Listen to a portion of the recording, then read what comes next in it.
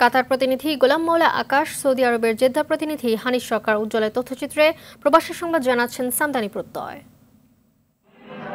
কাতারে বাংলাদেশ দূতাবাসের রাষ্ট্রদূত নজরুল ইসলামের বাসভবনে প্রবাসী বাংলাদেশিদের ঈদ পুনর্মিলনী অনুষ্ঠিত হয়। এতে উপস্থিত ছিলেন কাতারে বসবাসরত প্রবাসী বাংলাদেশি অনেক পরিবার সহ কাতার আওয়ামী লীগ, যুবলীগ, ছাত্রলীগ, স্বেচ্ছাসেবক লীগ ও বঙ্গবন্ধু সাংস্কৃতিক জোটের নেতারা। সকলের সাথে কুশল বিনিময় শেষে খাবার পরিবেশনের মধ্য দিয়ে অনুষ্ঠান শেষ হয়।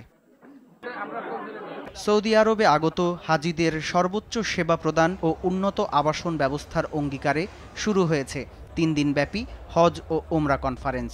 বাংলাদেশ সহ বিশ্বের ১১৬টি দেশের প্রতিনিধিদের অংশগ্রহণে কনফারেন্সের উদ্বোধন করেন মদিনা প্রদেশের আমির সালমান বিন সুলতান বিন আব্দুল আজিজ।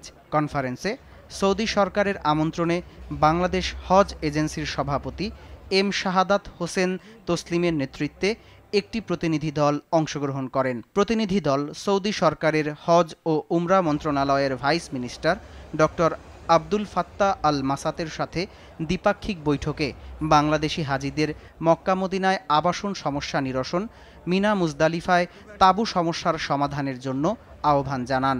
জবাবে সৌদি মন্ত্রী হাজিদের ফ্লাই শুরু হওয়ার আগেই উল্লিখিত সমস্যা সমাধানের আশ্বাস দেন। এ সময় অন্যান্যদের মধ্যে উপস্থিত ছিলেন হাবের সিনিয়র ভাইস প্রেসিডেন্ট মাওলানা ইয়াকুব শরাফতি, মহাসচিব ফারুক আহমেদ সর্দার সহ অনেকে। সামদানি প্রত্যয়, RTV।